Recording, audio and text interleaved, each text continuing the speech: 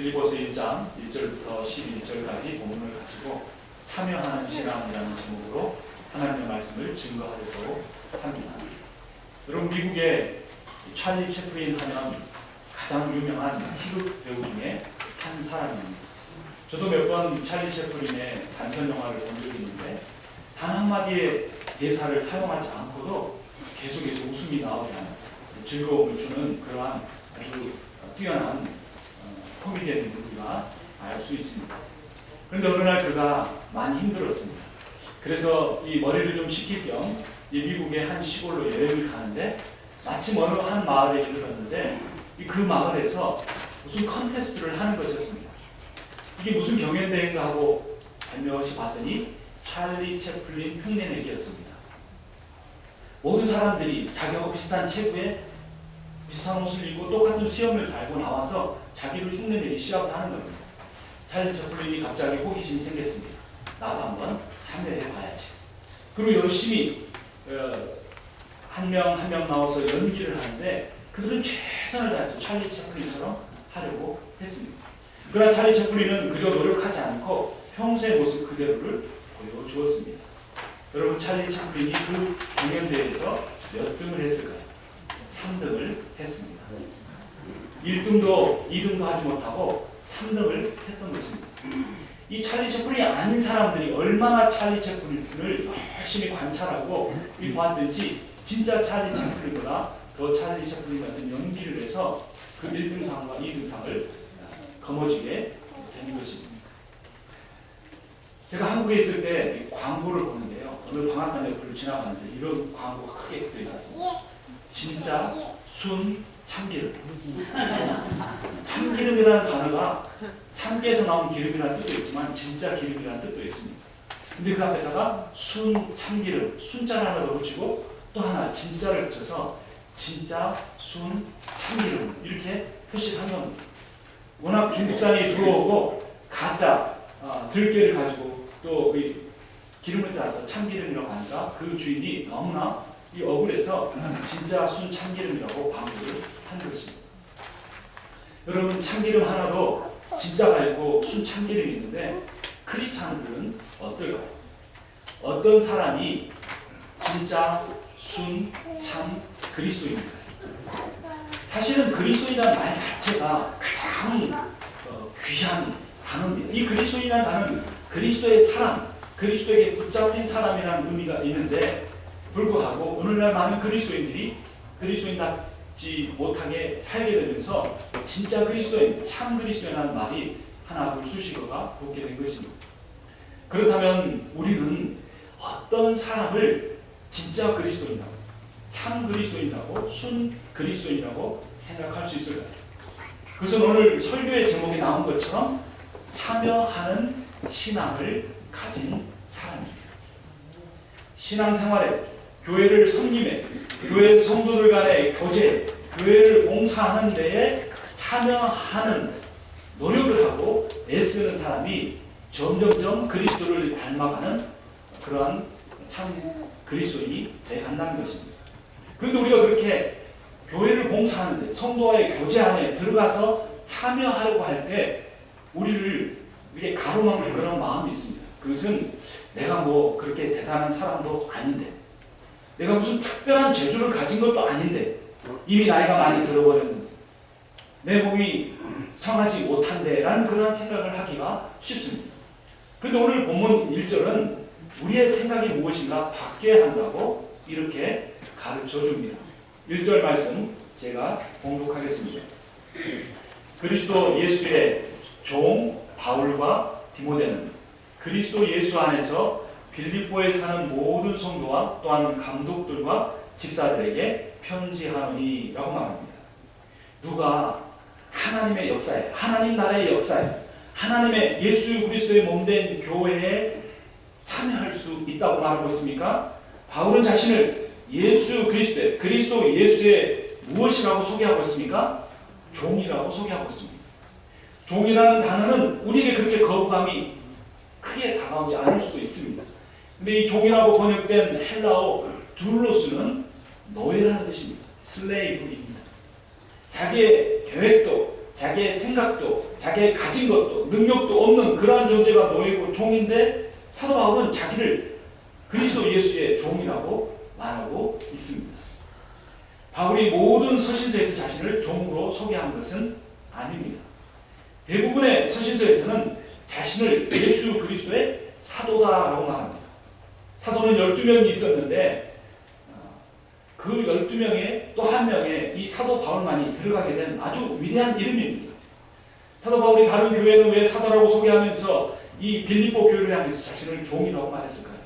그것은 빌립보 성도들이 바울을 깊이 사랑하고 사도 바울 역시 그 빌립보 성도들을 깊이 사랑했기 때문에 그 사랑의 관계, 허물없는 관계에서는 굳이 자기를 사도라고 높일 필요가 없고 자신을 종이라고 낮췄던 것입니다. 제가 얼마 전에 그런 이야기를 말씀을 드린 적이 있죠. 저희 둘째 아들이 축구하러 갔는데 자기 축구 코치하고 제가 소개를 하는데 그 축구 코치가 저에게 무슨 일을 하느냐고 물었습니다. 제가 대답하기도 전에 제 아들이 패스터라고 말하더니 다시 정정하면서 시니어 패스터 이렇게 말했습니다. 담임 목사라고 한 겁니다. 그런데 제가 저희 둘째 아들이 저를 부르는데 아빠 그러는데 저희 아들이 머리를 툭 치면서 이놈아 아빠가 뭐야 목사님이라고 해야지 아니 담임 목사님이라고 해야지 이렇게 말할 이유가 없습니다. 왜 그렇습니까? 제 아들인데 제 사랑하는 아들이니까 그 아들도 저를 사랑하니까 아빠라는 단어 하나면 충분합니다. 제가 앞으로 어떤 호칭을 갖게 될지 모르지만 그런 호칭으로 불림받기를 원하지 않고 그저 아빠 하면 그것이 최고의 제 둘째 아들이 저를 막내가 부르는 호칭인 것입니다. 사도 바울이 빌립보 성도들하고 깊은 사랑의 관계에 있었기 때문에 사도 바울은 그들에게 굳이 사도로 불림받기를 원하지 않고 그저 나는 종입니다. 제가 하나님의 종일 뿐만 아니라 여러분들의 종입니다. 제가 예수 그리스도께서 하신 것처럼 여러분들을 섬기고 여러분들에게 순종하며 여러분들과 동역하며 가기를 원합니다. 라고 사도 바울이 빌립보 성도들을 향하여 말한 것입니다.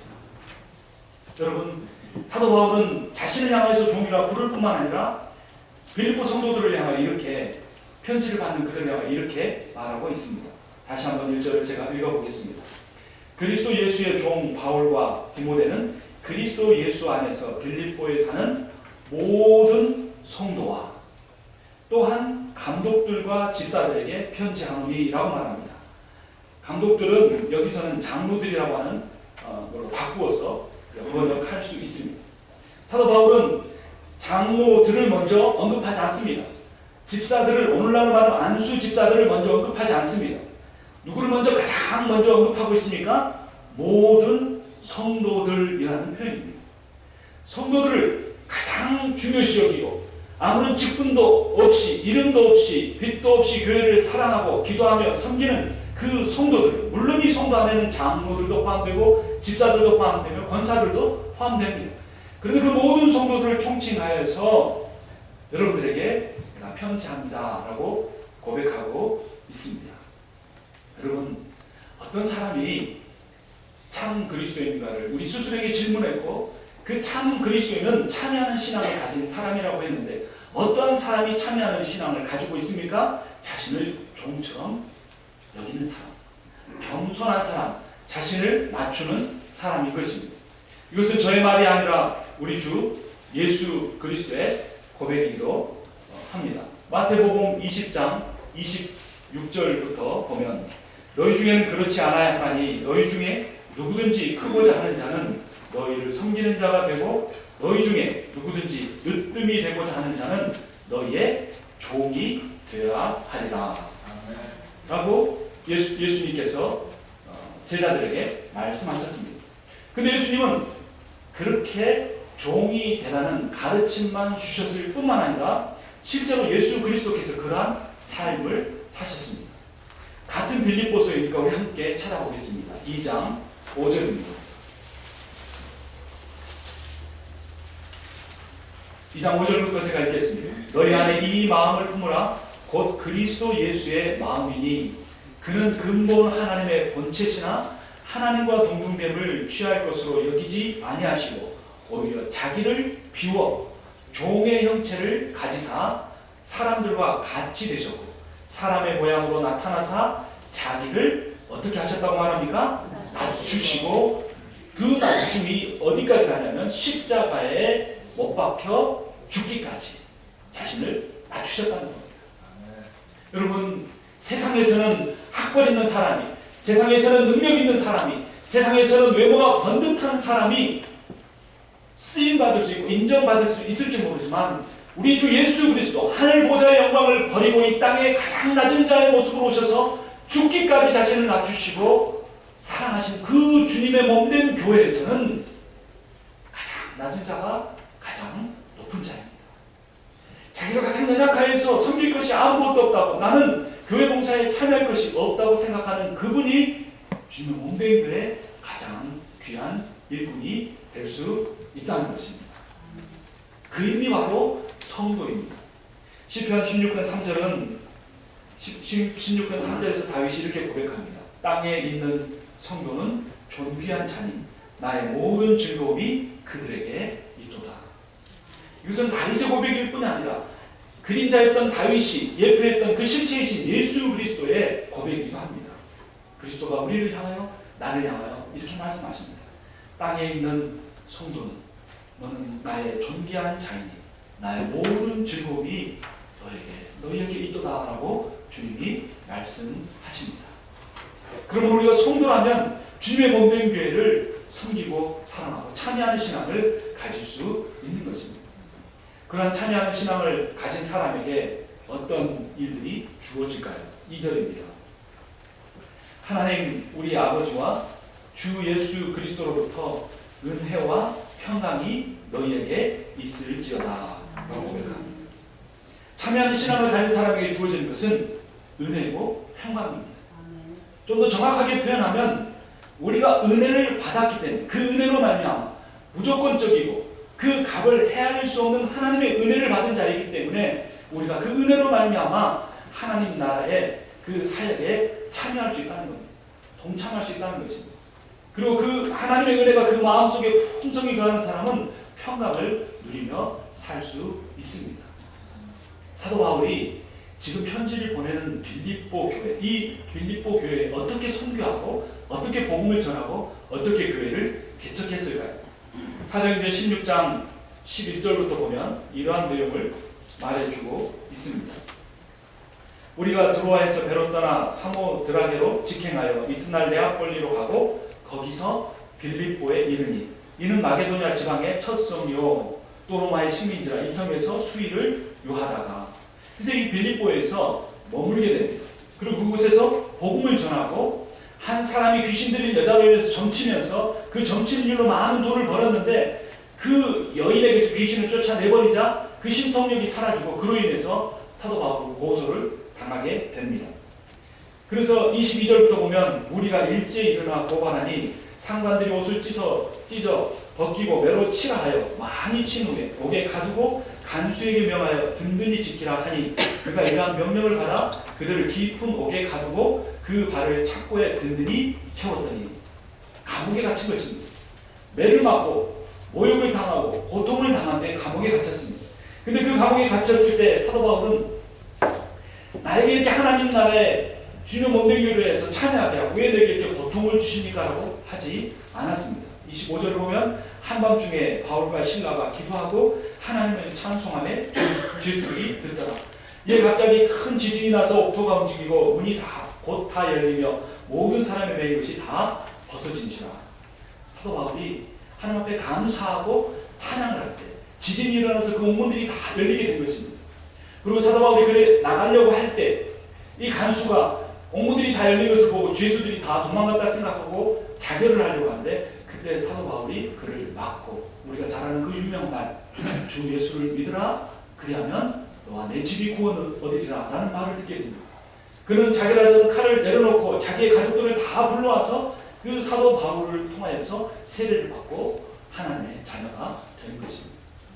빌립보 교회를 처음 개척하고 세울 때에도 그는 감옥에 들어갔다 나왔는데 나중에 그 빌립보 교회를 떠나서 지금 빌립보 교회에 편지를 하고 있는 상황도 어떠한 상황이냐면 이번에는 로마의 감옥에 갇혀있는 상황입니다. 그리고 이제 황제의 판결을 기다리고 있는데 그 황제의 판결로 인해서 사도 바울은 곧 순교하게 됩니다. 그러한 가운데서 사도 바울은 하나님 아버지로 인하여서 우리에게 주어지는 은혜와 평강을 말하고 있습니다. 여러분, 제가 1월 1일에 우리 제1한인 장로교에 부임을 하게 됐고 이제 거의 다 1년이 지나갑니다. 그러면서 저의 삶을 돌이켜볼 때 하나님께서 저를 이 교회에 보내주신 것이 얼마나 하나님이 베풀으신 큰 은혜인가 감사하게 됩니다. 여러분들처럼 귀한 성도들을 만나고 함께 신앙생활을 할 수 있다는 것이 제 인생의 가장 큰 복입니다. 그런데 이 제1한인 장로교의 담임 목사로 부름 받기 이전에 저와 같은 사람을 하나님께서 하나님 나라의 사역자로 부르신 것 자체가 큰 은혜이고 하나님 아버지께서 저에게 주신 가장 큰 기쁨인 것입니다. 제가 고생했다는 말씀을 이렇게 많이 드릴 때 어떤 분이 목사님 아무리 봐도 고생 별로 안 한 것 같구만 이렇게 말씀을 하셨습니다.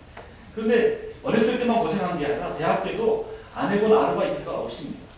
커피숍에서 주방에서 그릇 닦는 것도 해보고 또 여러분 그 보따리를 등에 메고 시골 집집마다 돌아다니면서 봉고차가 내려주면 집집마다 다니면서 물건을 파는데 그 안에 수세미, 고무장갑, 그 다음에 대중가요 카세트 다 1,000원짜리 물건이 가득 들어있는 거 가지고 물건을 팔러 다닌 적도 있었습니다.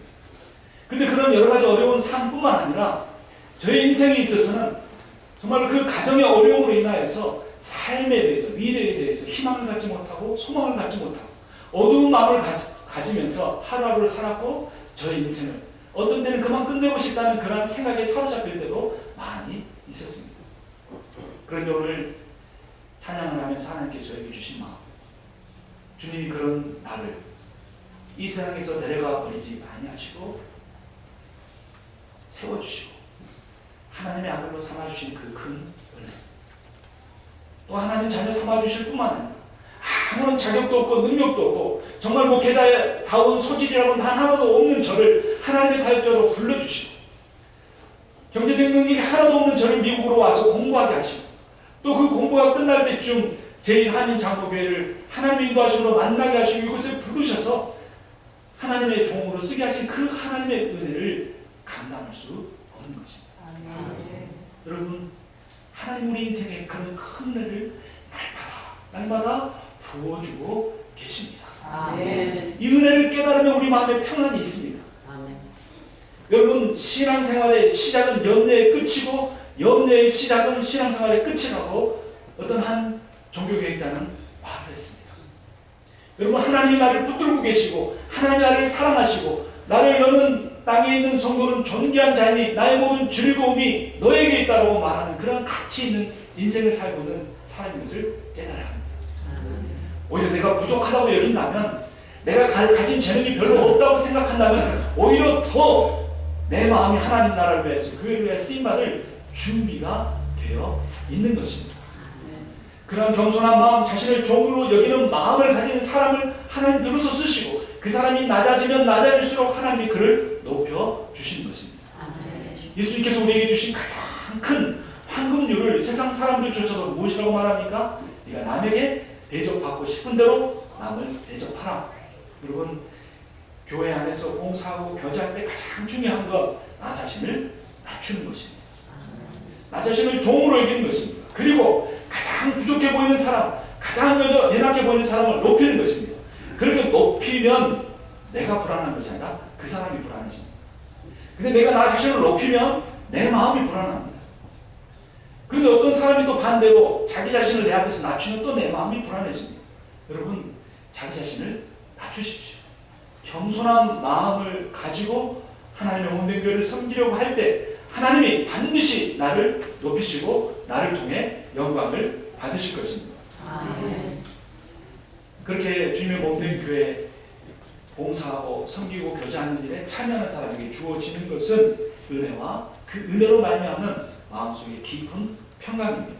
또 하나의 주어지는 것이 있는데 그것은 3절에서 이렇게 4절에서 이렇게 표현되고 있습니다. 내가 너희를 생각할 때마다 나의 하나님께 감사하며 간구할 때마다 너희 무리를 위하여 기쁨으로 항상 간구함은 너희가 첫날부터 이제까지 복음을 위한 일에 참여하고 있기 때문이라. 아멘. 사도 바울은 빌립보 교회를 생각했습니다. 좀 편안할 때는 멀리 떨어져 있는 성도를 생각할 수 있겠죠. 그런데 지금 바울이 어떤 상황 가운데 있다고 그랬습니까? 감옥 가운데 있습니다. 언제 죽을 줄 모르는 상황입니다. 그런데 빌립보 성도들을 생각했습니다. 그리고 그들을 생각할 때마다 하나님 앞에 감사했습니다. 또 그들이 생각날 때마다 하나님 앞에 이렇게 기도합니다. 4절 간구할 때마다 너희 무리를 위하여 기쁨으로 항상 간구하는 너희가 첫날부터 이제까지 복음을 위한 일에 무엇하고 있기 때문이라 참여하고 있기 때문이라. 참여하는 신앙을 가진 사도 바울을 통하여 세워진 빌립보 교회 성도들도 그 먼 곳에 있었지만 사도 바울의 선교 사역에 복음 전도 사역에 동참하고 참여하고 있었던 것입니다. 그런데 이 참여라는 단어가 헬라어로 보면 코이노니아라고 하는 단어인데 이 코이노니아라고 하는 단어는 식사 교제를 의미하기도 하지만 물질적인 후원, 영적인 기도 후원이라는 그런 의미를 갖습니다. 빌립보 교회는 사도 바울이 개척한 교회 중에서 가장 가난한 교회였습니다. 근데 놀랍게도 부자 교회들은 몇 번 사도 바울이 선교 헌금하고 그냥 끝내버렸는데 특히 사도 바울이 감옥에 들어가자 감옥에 들어간 것 때문에 사도 바울은 가짜 사도라고 말하는 유대주의자들 때문에 그 선교 후원을 끊어버렸는데 이 빌립보 교회는 첫날부터 이제까지 지금 이 순간까지 계속 물질적으로 후원하는 일을 계속했고 영적으로 사도 바울을 위하여 기도하는 일을 게을리하지 않았던 것입니다. 빌립보 교회 안에 어려움이 없었던 것은 아닙니다. 4장 2절을 보면 내가 요디아를 권하고 순두개를 권하노니 주 안에서 같은 마음을 품으라 라는 것입니다. 요디아와 순두개는 빌립보 교회의 대표적인 여성 지도자들이었습니다. 오늘날로 말하는 제1 여전도 회장, 제2 여전도 회장 정도 되는 것입니다. 이 권한다는 단어가 어떤 의미냐면 이 두 사람이 교회 안에서 자기의 무리들을 중심으로 갈등을 일으키고 싸웠는데 그 상황 가운데서 사도 바울이 내가 유오디아에게 권면한다. 순두개에게 권면한다. 주 안에서 같은 마음을 품으라. 또 참으로 나와 함께 멍에를 같이 한 내게 구하노니 복음에 나와 함께 힘쓰던 저 여인들을 돕고 글레멘도와 그 외 나의 동역자들을 도우라라고 명령하고 있습니다. 빌립보 교회 안에 갈등이 있었음에도 불구하고 그들은 사도 바울을 위하여 기도하는 일이라면 모여서 하나가 되고 그들을 후원하는 일을 계속했던 것입니다. 그들이 가장 물질적으로 어려운 교회임에도 불구하고 그들은 사도 바울을 위하여 물질적으로 선교 헌금 보내는 일에 게을리하지 않았던 것입니다. 저는 제가 담임 목회자로 부임한 이후로 한 번도 여러분들이 얼마나 헌금하는가를 알아본 적이 없습니다. 그것은 제가 그냥 기회가 없어서 알아보지 않은 것이 아니라 이전부터 한 목사님의 그러한 목회 칼럼을 읽으면서 목회자로서 성도들을 대할 때 어떤 성도들이 얼마나 헌금한가를 안다면 그 성도들을 헌금한 액수에 따라서 그들의 신앙을 판단할 수 있게 될 수도 있고 또 여러 가지 어려움에 빠질 수 있기 때문에 그렇지 않는다는 그러한 칼럼을 읽으면서 저 스스로 결단한 일이 있었습니다. 적어도 제가 여러분들에 대해서 영적으로 깊이 알고 여러분들의 어려움을 알고 여러분의 삶을 알고 여러분의 인생을 알고 함께 눈물로써 기도해 줄 단계가 된 이후라면 어느 정도 헌금하는지 알아볼 필요도 알게 된다고 할지라도 지금 문제가 되지 않을 수도 있지만 적어도 지금은 그렇지 않다는 것입니다. 여러분 하나님은 여러분의 삶을 잘 아십니다. 여러분이 얼마나 경제적으로 어려운 가운데서 하나님 앞에 그 예물을 드리고 있는지 하나님이 아신다는 겁니다. 인간 목사가 알지 않아도 하나님이 알고 그 수고하고 애쓴 과거의 두렵던과 같은 작은 물질이라도 정성껏 마음을 담아 드리면 하나님이 그것을 기뻐하신다는 것입니다. 여러분 내가 얼마를 헌금하려고 하기 이전에 먼저 하나님의 은혜를 구하십시오.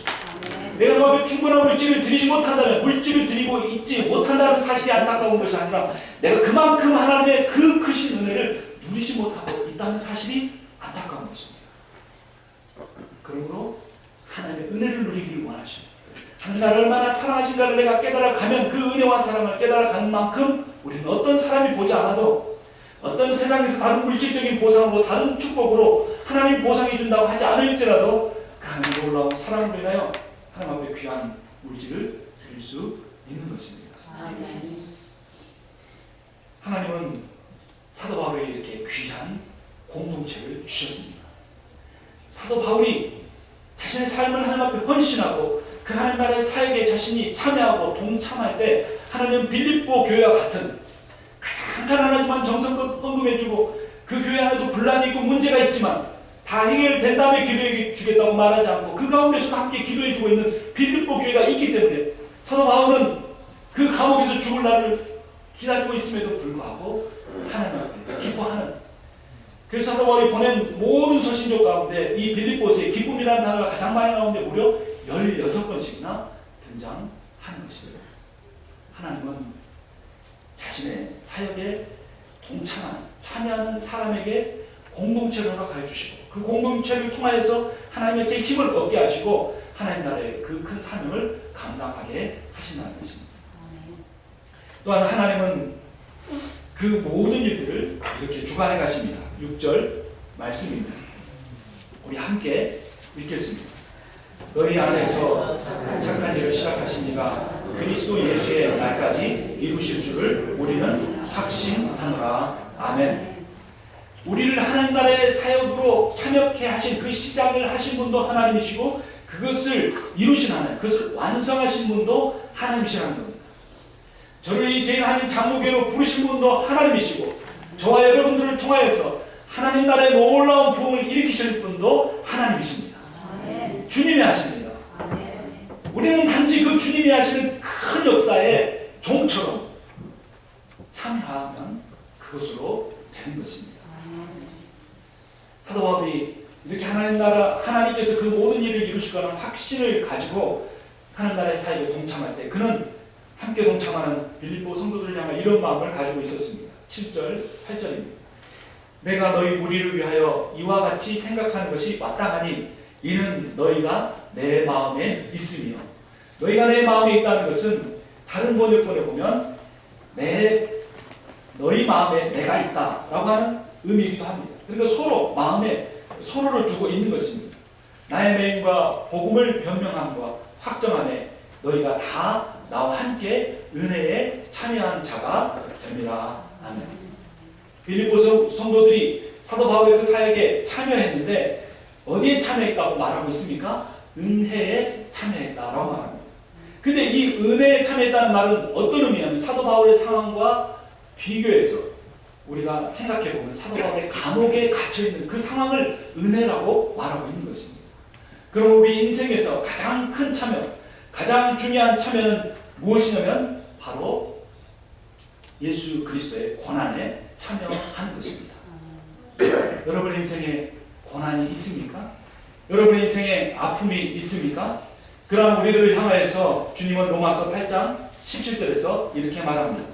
자녀이면 또한 상속자 곧 하나님의 상속자요 그리스도와 함께한 상속자니 우리가 그와 함께 영광을 받기 위하여 고난도 함께 받아야 할 것입니다. 아멘. 만약에 여러분 내 마음에 왜 내 인생에만 이렇게 고난이 많은가, 왜 내 인생에 이렇게 고통이 많은가 라고 그렇게 질문하고 하나님 앞에 외치고 싶은 마음이 있다면 우리는 다른 의미로 해석할 수 있다는 것을 우리가 로마서 8장 17절 말씀을 깨닫게 되는 것입니다. 하나님께서 내 인생에 부어질 영광이 그만큼 크기 때문에 하나님이 내 인생에 고난을 허락하신다는 것입니다.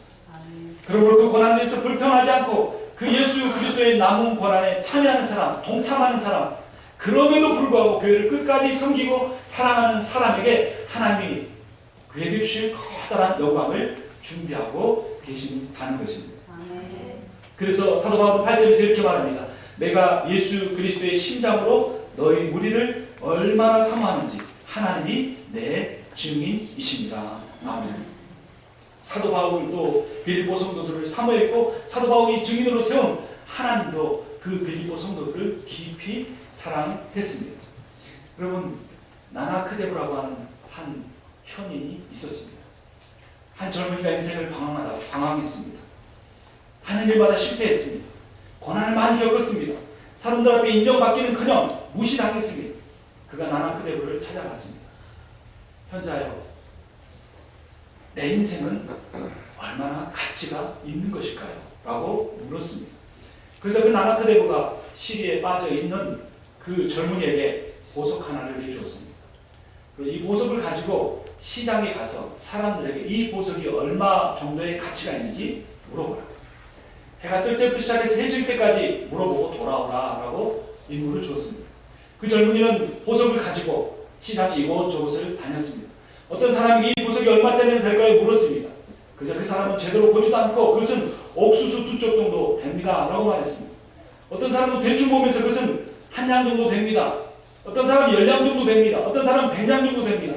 근데 해가 거의 다 저물어 갈 무렵 그 시장 안에서 우연히도 최고의 보석만을 감정하고 최고의 가치로 파는 보석 전문가를 만나게 되었습니다.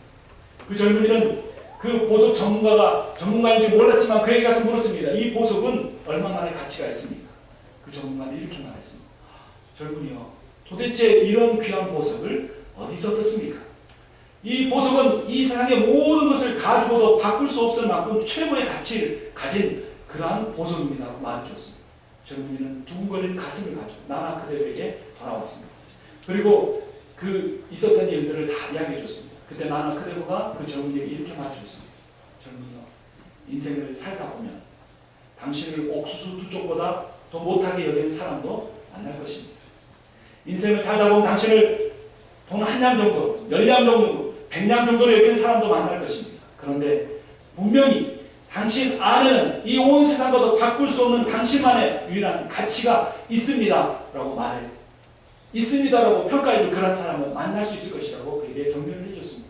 근데 젊은이는 이제까지 실패하고 이제까지 자기를 무시했던 사람들로 인하여서 낭망했던 마음들을 다 흩어버리고 그 현장을 떠나서 자신의 인생을 멋지게 살 수 있었던 것입니다. 여러분, 우리가 교회에 동참하려고 할 때, 교제에, 봉사에, 섬김에, 하나님 나라에 참여하려고 할 때 우리에게 가장 염려되고 걱정되고 망설이게 되는 이유는 뭐냐면 내가 어느 정도의 가치를 갖는 사람인가? 라는 그 질문에 대한 답을 제대로 얻지 못했기 때문일 수 있습니다. 사도 바울은 오늘 1절 말씀에서 그 답을 주었습니다. 모든 성도에게 편지하노라. 이 성도라는 표현은 구약 성경에 나오는 하나님 나라의 언약 관계에 있는 백성들을 향하여 한 말인데 그 하나님께서 구약의 백성들을 향하여서 너희들은 나의 소유된 백성이라 라고 했는데 그 소유라는 단어가 제가 여러분들에게 말씀드린 것처럼 세굴라라고 하는 단어인데 고대 가장 큰 제국의 황제가 자신의 보물 창고 중에서 다른 어떤 것과도 바꾸지 않을 가장 귀한 가치가 있는 유일한 가치가 있는 보물을 세굴라라고 하는데 하나님께서 자신의 언약 관계 안에 들어와 있는 백성들을 향해서 너는 나의 세굴라다 라고 말씀하셨다는 것입니다. 여러분, 세상 사람들이 나를 어떻게 평가하든 내가 인생에 얼마나 많이 실패했든 내가 어느 정도의 세상적인 스펙을 갖고 있든 그렇지 못하든 간에 나는 하나님께서 온 우주 만물을 창조하시고 나를 위하여 하나밖에 없는 아들 독생자 예수 그리스도를 보내신 그 하나님께서 최고의 가치를 지닌 존재로 여기신다는 것을 깨달아야 합니다. 그 가치를 깨달아 주시는, 평가해 주시는 그 하나님의 몸된 교회를 위하여서 자신을 낮추며 다른 사람을 높이고 귀하고 아름다운 모습으로 종으로서 섬기고 참여하는 여러분과 제가 되기를 주님의 이름으로 축원합니다. 기도하겠습니다.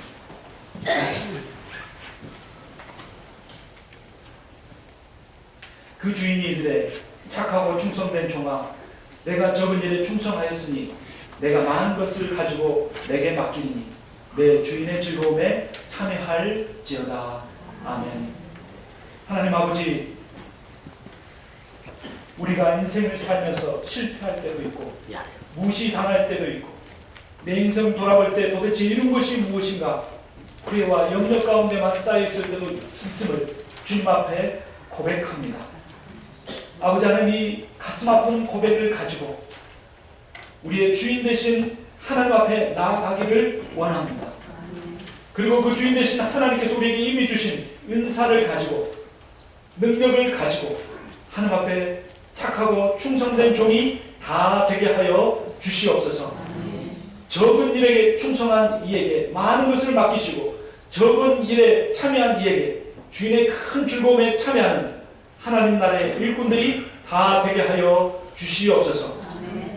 이름도 없이 빛도 없이 섬기는 주님의 많은 종들이 있사오니 하나님 그들의 삶을 굽어 살펴주시고 하나님 그들의 눈물을 닦아주시고 그들의 인생을 회복시켜 주시옵소서. 이 말씀 주신 주님께서 우리에게 참여하는 신앙 생활을 할 수 있게 인도해 줄 것을 믿고 감사드리며 살아계신 예수 그리스도의 이름으로 기도합니다. 아멘.